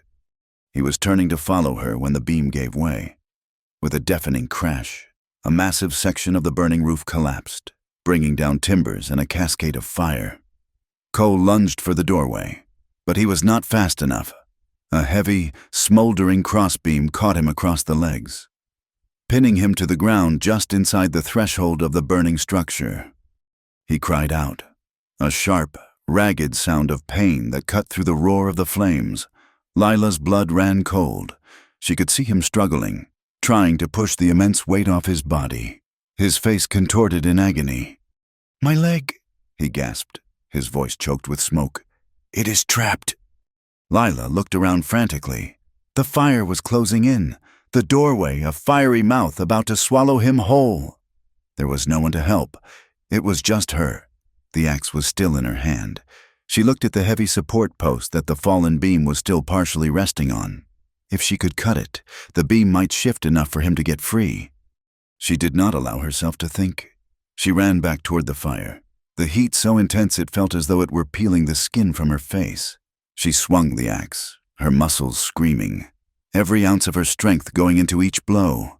The wood was thick, old-growth timber, but the fire had weakened it. Splinters flew, and the post began to groan. The flames licked at her clothes, and a stray ember landed in her hair, the smell of it burning sharp and sickening. She ignored it all.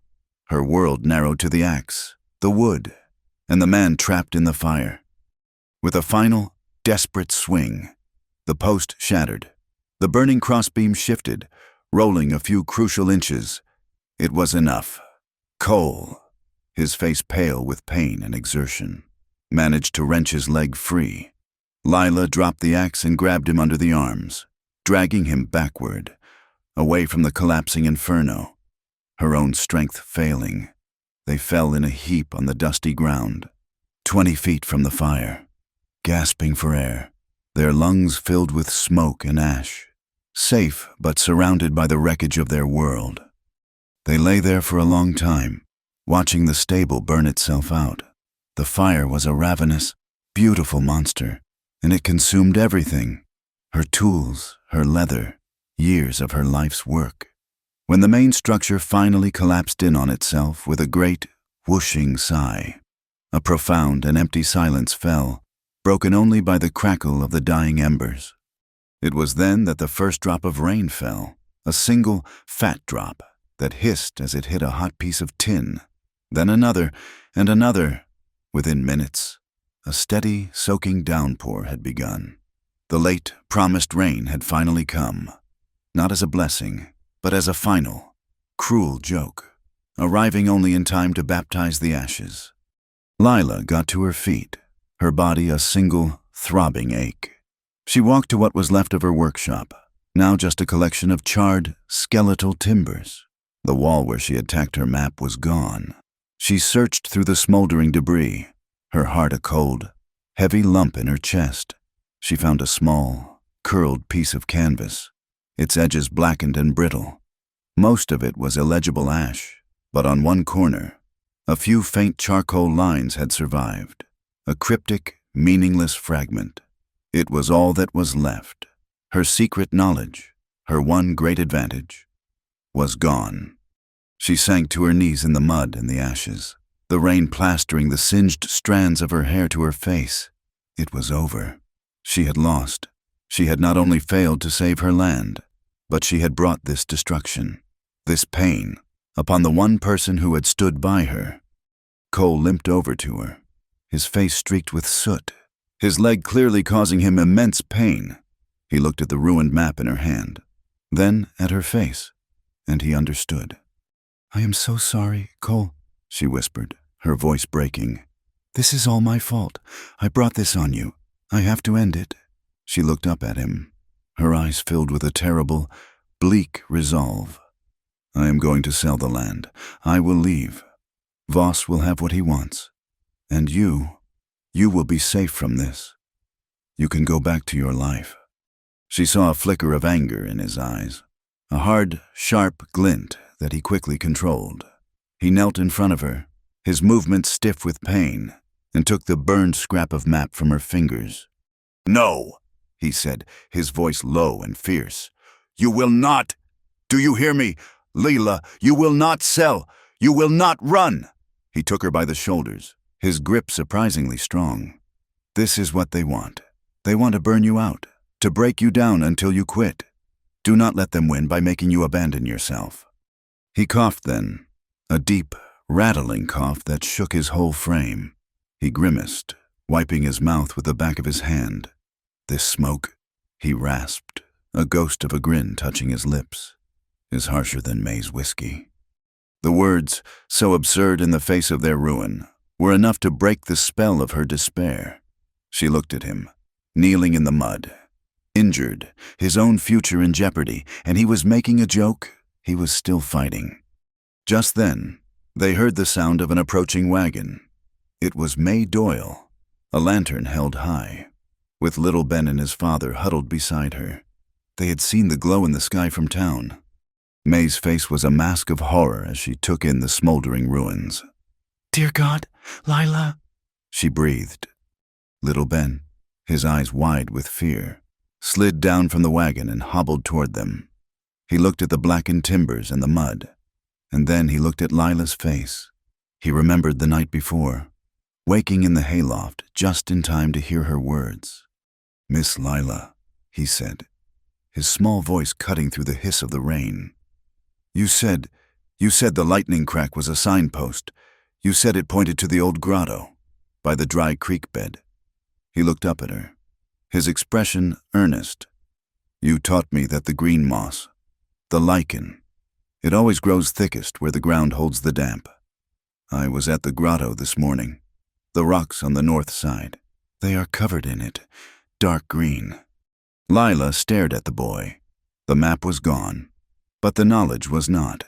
The land itself was the map. The child's simple memory was a lifeline, a tiny, improbable thread of hope in the darkness. Cole made a decision. He could take Lila now, tonight, and ride to his ranch. He could keep her safe there, hide her away until this was all over, but that would be running. That would be letting Voss win. He looked at the determined set of Lila's jaw, at the new light dawning in her eyes. He would not take that from her. "Thank you, Ben," he said, his voice full of a new strength. "That is a very important piece of information." May stepped forward, her own face grim with purpose. "There is something else," she said, her voice low and urgent. She pulled a folded document from inside her coat. "I was talking to one of the freighters tonight, a man who used to work for Voss. He said Voss cheated him on his wages. He was angry. He told me that Voss hired a crew of men 2 weeks ago, not for the railroad, but for demolition. He gave me this." She unfolded the paper. It was a work contract signed by Ephraim Voss himself. It detailed a plan to use explosives to collapse a section of the Dry Willow Canyon wall, creating a makeshift dam, a dam that would divert the entire dwindling flow of the river away from the valley and into a series of private holding tanks on Voss's own property.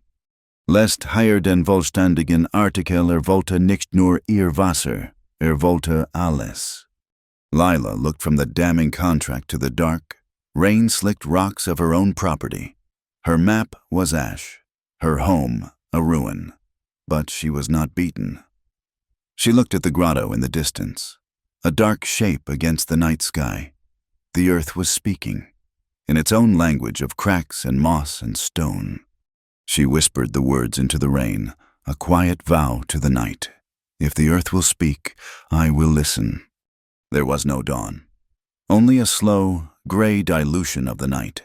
The air, washed clean by the rain, was sharp with the scent of wet ash and pine. There was no time for grief or exhaustion.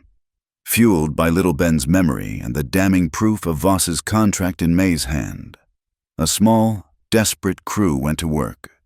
They moved the heavy drilling rig, its timbers blackened but intact, to the small, rocky mound north of the ruined stable, the place Ben had called the grotto. Cole's leg was badly bruised and burned, and every movement was a study in controlled pain. But he refused to rest. He directed the placement of the auger, his voice a low, steady command that cut through the grim silence. Ben's father, a quiet, solid farmer named Miller, provided the brute strength Cole now lacked. Lila, moving with a frenetic energy born of adrenaline and a last, wild surge of hope, worked beside him. She was no longer just listening to the earth. She was demanding an answer. They followed the dark green map of the lichen that clung to the north face of the rocks. at the spot where it grew thickest. They set the drill. The work was different this time. The ground beneath the rocky surface was softer, more forgiving. The auger turned with a gritty, promising sound. Hours passed. The sun rose into a clean, rain-scrubbed sky. And then, the resistance on the handle lessened. There was a sudden, deep gurgling sound from the earth, a subterranean sigh. Cole and Miller threw their weight into a final turn. The ground shuddered. With a noise like a great intake of breath, a plume of mud and rock shot from the hole, followed a second later by a solid, powerful jet of water. It erupted from the earth not as a trickle, but as a spear of pure, silver life, climbing 10 feet into the morning air before arcing back down in a shower of impossible bounty. For a moment, they could only stare, their faces streaked with mud, their mouths agape. Ben let out a whoop of pure joy, a sound that broke the spell. Miller sank to his knees, scooping up a handful of the wet, muddy earth as if it were gold. A choked, ragged sound escaped Lila's throat, half sob, half cheer. They had done it. But their triumph was a fragile, fleeting thing. Cole, shielding his eyes, looked past the geyser of new water toward the distant canyon of the dry willow. The sight sobered him instantly. "He is not just trying to steal your well, Lila," he said, his voice grim. "He is trying to steal the whole river." He looked at May, who was still holding the work contract. "That crew will be working now. We have less than 2 days before the agreement expires, but that will not matter if the riverbed is dry when the mayor gets here." A frantic, desperate council was held amidst the charred remains of the stable. The new well was their proof, their miracle. But the dam was the true threat. They had to be in 2 places at once. "I will go to the dam," Cole said, his decision absolute. He looked at Miller and a few other men who, drawn by the fire, had come to offer help. "I need riders." "You can barely stand," Lila protested, her heart seizing with a new fear. "I can ride," he said, his jaw set. "We have to stop them from setting those charges." He turned to her, and the urgency in his eyes was a physical force. "Lila, you have to stay. This water is the town's only hope. We need to show them what it is they are fighting for. Dig a trench, a channel. Let them see it flowing." She understood. He was trusting her with the symbol of their future, while he went to fight the battle of the present. She could only nod, her throat too tight for words. He and the small group of ranchers mounted up, their faces grim, and spurred their horses toward the canyon, leaving Lila and little Ben standing beside the roaring, life-giving water. The ride to the dam was a hard one. Cole pushed his horse, his injured leg a throbbing agony with every stride. As they rounded the last bend in the canyon, they saw them. On a narrow, rocky ledge above the river, Deke Mallory and 2 other men were working with a grim efficiency, drilling holes into the canyon wall and carefully placing canvas-wrapped sticks of dynamite. Ephraim Voss stood a short distance away, overseeing the operation like a general on a battlefield, his fine town coat a jarring note of civilization amidst the raw, destructive work. Cole reined in his horse, holding up a hand to stop the others. "Stay back," he commanded, "and keep your hands away from your guns. One stray shot could set the whole thing off." He dismounted, his limp more pronounced now, and began to walk forward, his hands held open at his sides, empty and non-threatening. Deke looked up, his work slowing as he saw Cole approach. A slow, cold smile touched his lips. "Come to watch the show. McKenna," he drawled. "You are just in time for the grand finale." "It is over, Deke," Cole said, his voice even, betraying none of the pain he felt. He kept walking, closing the distance. "It is just getting started," Deke replied, his hand resting casually on the handle of the blasting plunger. Voss stepped forward, his face a mask of triumphant arrogance. "You are too late, McKenna. In an hour, this river will belong to me, and there is not a thing you can do about it."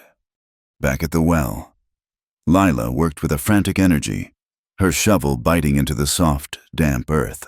With Ben's help, she was carving a shallow trench, a crude channel to guide the gushing water away from the wellhead and down the gentle slope toward the house. The flow was strong, a steady, pulsing stream that was already beginning to pool and spread. But as she worked, a feeling of utter helplessness washed over her. She could hear the faint, rhythmic clang of hammers echoing from the canyon. The fight was happening there, and she was here, digging in the dirt. Then she stopped, her shovel held motionless in her hands. An idea sparked in her mind, a memory of a story her father used to tell, of how the old wagon trains would sound an alarm. She looked at the wagons that May and the Millers had left near the ruins. She ran to the nearest one, Ben hobbling after her, and grabbed the heavy iron mallet used for driving tent stakes. She began to beat it against the wagon's cast iron wheel rim. It was not a musical sound. It was a harsh, frantic, desperate clang, a rhythmic alarm that shattered the morning quiet. Clang, clang, clang. It was the signal, the promise the townspeople had made. When you hear the bells, you come. The sound carried across the valley. In town, people stopped what they were doing. The blacksmith, his hammer poised over a glowing piece of iron, froze. Women in their kitchens wiped flour from their hands and came to their doorways. The preacher looked up from his Bible. They had all seen the fire in the night sky. They had all heard the rumors, the whispers of Voss's final, desperate move. And now, they heard the alarm. Without a word, a silent, grim-faced procession began to move out of the town and toward the sound. At the dam, Deke was making the final connections, his movements quick and precise. "Time to go," he said to Voss. He was reaching for the plunger when the first of the townspeople appeared over the ridge. It was not a mob. It was a slow, deliberate wave of ordinary citizens. The blacksmith was in the lead, his heavy leather apron still tied around his waist. Behind him came farmers, storekeepers, mothers with children clutching their skirts, and the preacher. They did not shout. They did not carry weapons. They simply walked, their numbers swelling as more and more people crested the hill. A silent, undeniable force. Deke froze, his hand hovering over the plunger. Voss stared, his face a mask of disbelief. This was not in his calculations. He could control a sheriff, bribe a judge, hire a gunman. He did not know how to fight a church congregation and a group of angry mothers.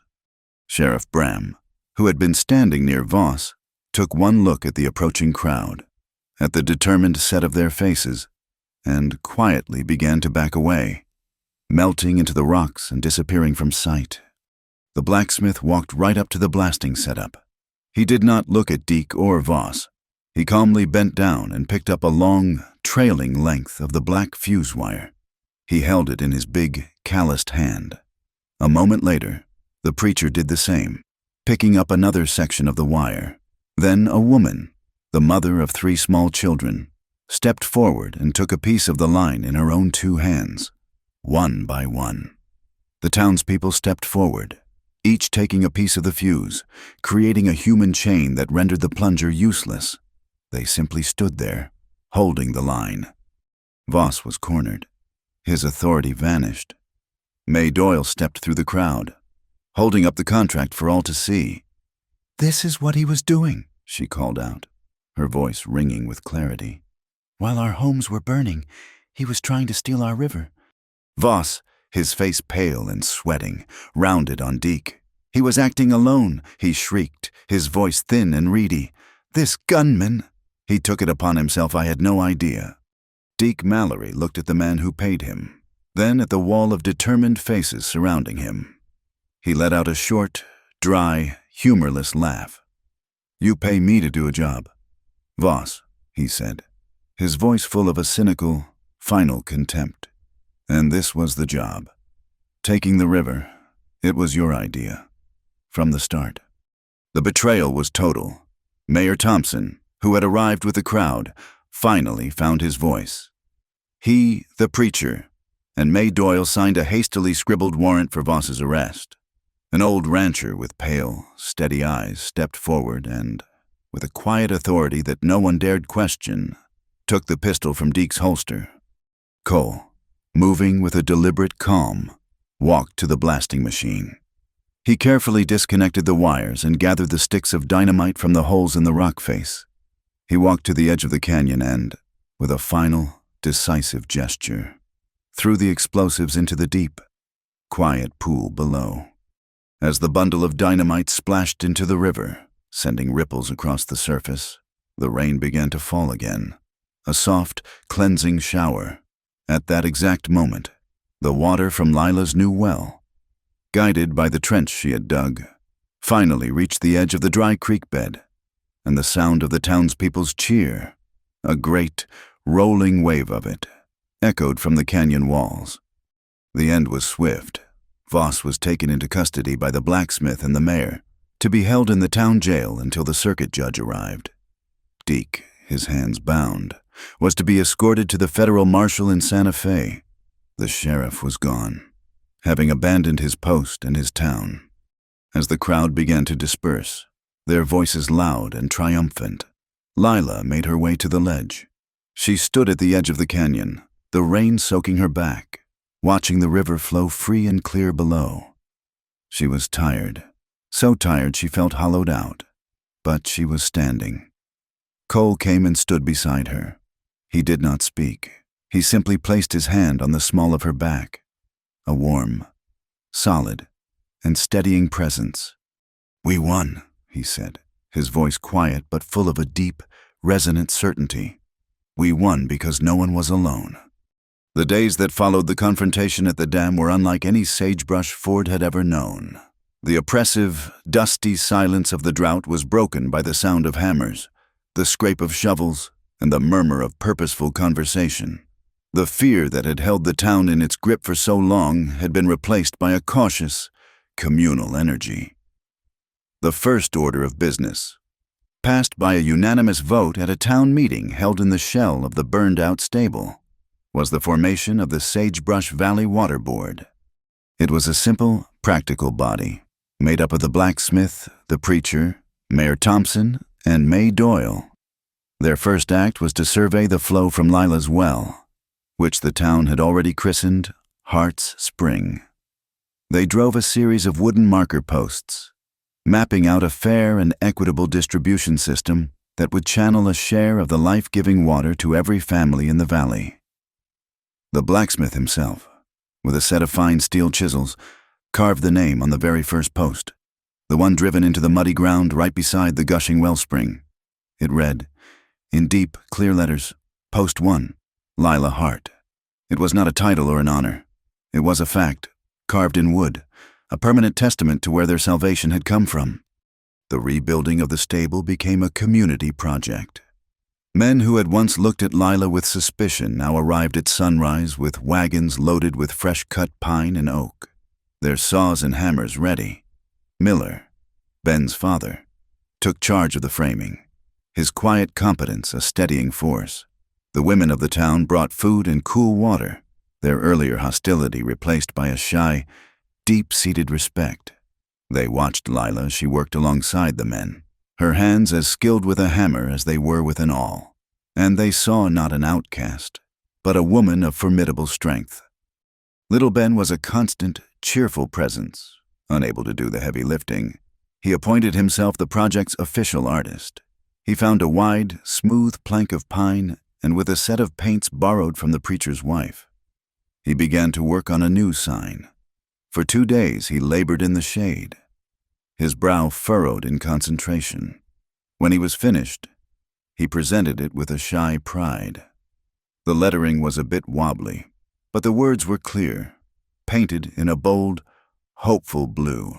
It said, Honest Tack and True Water. The men cheered and hoisted the sign into place above the new, half-framed doorway, securing a piece of Lila's own philosophy to the very bones of her rebuilt life. At the next Sunday service, Mayor Thompson stood before the congregation, his face pale and his hands trembling slightly. He did not stand at the lectern, but on the church steps, in the open air, as if he could no longer bear the confinement of official spaces. He publicly apologized to the town, and specifically to Lila Hart, for his own weakness, for allowing his fear of Ephraim Voss to cloud his judgment and compromise his duty. His voice cracked, but his words were simple and painfully sincere. It was not a politician's speech. It was a confession. And in the quiet that followed, the town began to heal a wound that went deeper than any dry riverbed. A few days later, as Cole was helping to set a new roof beam, a stranger rode into town. He was an older man, his face a roadmap of desert sun and hard luck, and he led a pack mule behind him. He stopped at the worksite, his eyes taking in the communal labor. "I am looking for a man named Cole McKenna," he said, his voice a gravelly rasp. "Heard a story in the last town about a banker, a dam, and a whole lot of trouble." The name McKenna sounded familiar. Cole stopped what he was doing and limped over, his expression wary. He did not recognize the man at first. "You might not remember me," the old prospector said. "Name's Jedediah. We worked the Silver Queen claim in Nevada, near 10 years back. You were just a kid then, running with a hard crew." Cole's face hardened. This was it, the past he had described to Lila, arriving on a mule in the middle of his new life. But the old man smiled, a craggy, gap-toothed grin. "I was there the day the South Tunnel collapsed," he said, his voice carrying to the other men who had stopped to listen. "Half a dozen of us were trapped. The timbers were groaning, ready to go. The crew you were with, they ran for it, said it was every man for himself. But you did not run." He pointed a bony finger at Cole. "You stayed. You and one other fellow. You held up a falling beam with your own damn shoulders while the rest of us scrambled out. I never forgot that. You saved my life that day, son. I heard you left the territory after that. I always figured you went off to find a place where a man's sweat was worth more than a fast gun." He spat a stream of tobacco juice into the dust. "Looks like you found it." A quiet murmur went through the assembled men. They looked at Cole with new eyes. He was not just the quiet rancher who had come into money. He was a man who had stood his ground when it mattered, who had risked his own life for others. The last shadow of his past, the fear that Voss might have used to destroy him, was burned away by the simple, honest testimony of an old prospector. Cole stood a little taller. The weight he had carried for a decade finally lifted. He had learned, through Lila, that he did not have to face his fears alone. And in letting the story be told, he was finally free of it. That evening, the work was done for the day. A soft, purple twilight was settling over the valley. Lila found Cole sitting on a crate, examining the angry red burn on his lower leg. Without a word, she went into her house and came back with a small clay bowl containing a dark, fragrant poultice of chewed tobacco leaf and comfrey, a remedy her mother had taught her. She knelt in front of him. "This will sting," she said softly, "but it will draw out the fire." He nodded, his eyes watching her as she gently applied the cool mash to his skin. Her touch was firm and sure, a healer's touch. The silence between them was comfortable, charged with all the things they had endured together. "Does it hurt much?" she asked, her eyes focused on her work, a small, teasing smile playing on her lips. "When a handsome man gets kissed by fire." He was quiet for a long moment. She glanced up and found him watching her, his expression unguarded and full of a deep, quiet emotion. "It hurts a lot less," he said, his voice a low, serious rumble, "than it did when I thought you were about to run." Her breath caught in her throat. His words were a confession of their own, an admission of a vulnerability that went far beyond any physical wound. She finished her work, her heart beating a slow, steady rhythm against her ribs. She had spent her life feeling like she had to be strong enough to stand alone. Now, she was finally learning the profound, resilient strength that came from standing with someone. Behind the half-rebuilt stable, the old, gnarled cottonwood tree, which had looked dead for months, had begun to sprout a crown of tiny, pale green leaves. Her horses, calm and safe in their new, temporary corral, stood peacefully in the light, misty rain that had started to fall. It was a scene of quiet, tenacious rebirth. The following week, May Doyle was officially offered the position of secretary and record keeper for the Water Board, a paid position that gave her a formal, respected voice in the governance of the town. She accepted with a grace and dignity that surprised no one. One afternoon, Cole found himself outside the silversmith's small shop. He went inside and laid a heavy, round piece of silver on the counter. It was a condone, the decorative disc used on fine saddles. He asked the smith to engrave it, not with a cattle brand or his initials, but with a simple, repeating pattern of a flowing river and a single, stylized willow leaf. It was elegant but not ornate, strong but not flashy. And on the back, Cole said, his voice low, as if sharing a secret, "Can you engrave just 3 words?" He pushed a piece of paper across the counter. The silversmith looked at it and nodded, a knowing smile touching his eyes. The words were honest fancy. As the sun went down that evening, a deep, majestic purple bled across the western sky. The work of the day was done, all across the valley. A new sound could be heard, a sound that had been absent for so long it felt like a dream. It was the sound of water. The townspeople had built a network of wooden troughs, simple V-shaped channels that carried the water from Hart Spring to their homes, their gardens, and their thirsty livestock. The soft, gentle gurgle of water flowing through wood was a kind of music, a quiet symphony of survival and renewal. It was the sound of a parched land beginning, finally, to drink its fill. The weeks that followed were a time of quiet miracles. The music of Sagebrush Ford was no longer a drunken brass band, but the gentle, constant gurgle of water flowing through newly built wooden troughs. The red dust of the drought began to settle, anchored by the damp earth, and in its place, a faint, hopeful dusting of green began to appear on the valley floor. The town was breathing again, a long, slow, contented sigh. The rebuilt stable at the Hart place stood strong and true, the scent of fresh-cut pine mingling with the familiar, comforting smells of horse and leather. The sign Little Ben had painted, proclaiming honest tack and true water, was the first thing travelers saw, a declaration of the town's new character. One evening, when the day's work was done and a cool, purple twilight was settling in the canyons, Cole came to Lila. He did not say much, only asked if she would walk with him to the rocky ledge that overlooked the river. It was a place they both knew well, a high, quiet vantage point where you could see the whole valley spread out below.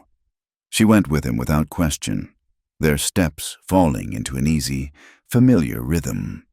When they reached the top, the view was breathtaking. The dry willow, no longer a parched scar on the landscape, was a living ribbon of silver, catching the last light of the setting sun. Below them, they could see the faint, orderly lines of the new irrigation ditches, the dark, damp earth a promise of future harvests. In the town, lanterns were beginning to glow, small, warm sparks of life in the gathering dusk. Cole spread an old, soft wool blanket on the flat surface of a large rock, the gesture simple and practical. They sat for a long time in a comfortable silence, just watching the day end. The wind whispered through the sagebrush, carrying the clean scent of rain and damp earth. This was the freedom she had always dreamed of, a quiet, earned peace that smelled of the world coming back to life. Finally, Cole turned to her.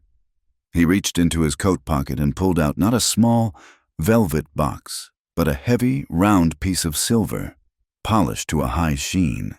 It was a saddle concho, intricately engraved with the image of a flowing river and a single, perfect willow leaf. He placed it in her palm. It was cool and solid, its weight a satisfying presence. "I do not have a taste for fancy things." "Lila," he said, his voice a low, steady rumble that seemed to come from the very ground beneath them. "I have learned that the shiniest things are often the most hollow. I do not need pretty words or fancy promises." He looked directly into her eyes. and she saw in them a truth so clear and deep it stole her breath. I just need honest. Lila looked down at the beautiful piece of silver in her hand, her heart a slow, heavy drumbeat in her chest.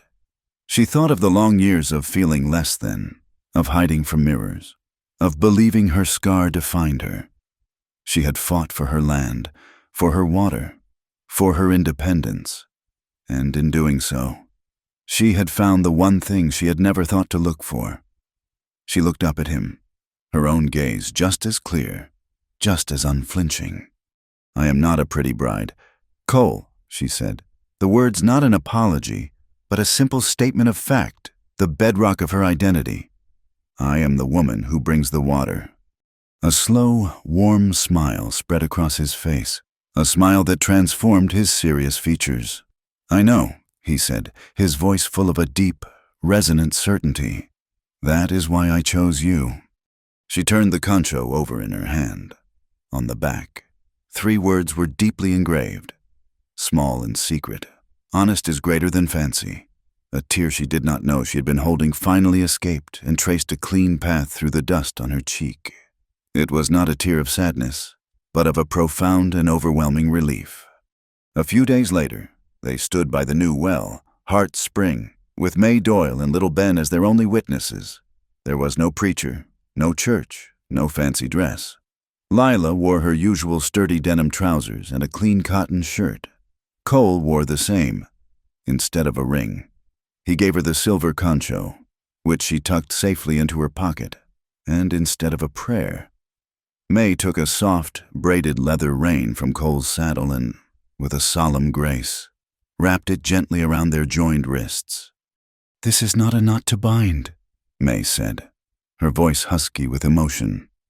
"It is a loop to guide, a way to walk together, but not to be tied down." The symbolism was perfect. Theirs would not be a love of ownership or taming, but a partnership, a choice to walk the same path, to hold the reins together, but to always leave each other free. Little Ben, leaning on his crutch, beamed at them, his young face a portrait of pure, uncomplicated joy. The change they had started continued to ripple through the valley. At the next meeting of the Water Board, a new bylaw was proposed by May and passed unanimously. Henceforth, any woman in the valley, married or single, could have her name carved on a marker post, could hold a water claim in her own right. It was a quiet revolution, a shift in the very bedrock of their society, acknowledging that the strength and resilience of their community did not belong to men alone. The beauty of what was real and true had triumphed over the empty, glittering illusion of what was merely for show. That night, a full moon rose over the valley, bathing the world in a soft, ethereal light. Lila stood on her newly rebuilt porch, looking out at the land that was truly hers, in every sense of the word. Her horses drank peacefully from the long wooden trough that was fed by a constant, gentle stream from the well. The water in the trough caught the moonlight, shimmering and glittering like a seam of pure, liquid silver. In the distance, she could hear the sound of children laughing, a joyful, carefree sound that mingled with the soft gurgle of the water. It was the sound of life, of a future, of a hard-won peace. It was the sound of everything that mattered. Cole came and stood behind her, wrapping his arms around her waist and resting his chin on her shoulder. They stood together, watching the silver water and listening to the music of the night. He leaned in close, a playful glint in his eye. "Think we should dig another ditch tomorrow, Mrs. McKenna," he whispered, his breath warm against her ear. Lila smiled, a slow, contented smile. She leaned back against the solid strength of him. "We will dig," she said, her voice full of a quiet, unshakable confidence. "But the name is still Hart. You married the woman, Cole, not her name." The justice they had found was not a loud, sudden thing. It was quiet, like the steady flow of water, like the wind moving through the new grass. It was the simple, profound freedom of being chosen for exactly who you were. And in Sagebrush Ford, Freedom now and forever had the clean, rich smell of damp earth after a long and desperately needed rain. Thank you for listening. We invite you to comment with where you are listening from to connect with our community, and ask you to please subscribe to Wild West Night, like the video, and press the hype button to help this story be heard by more people.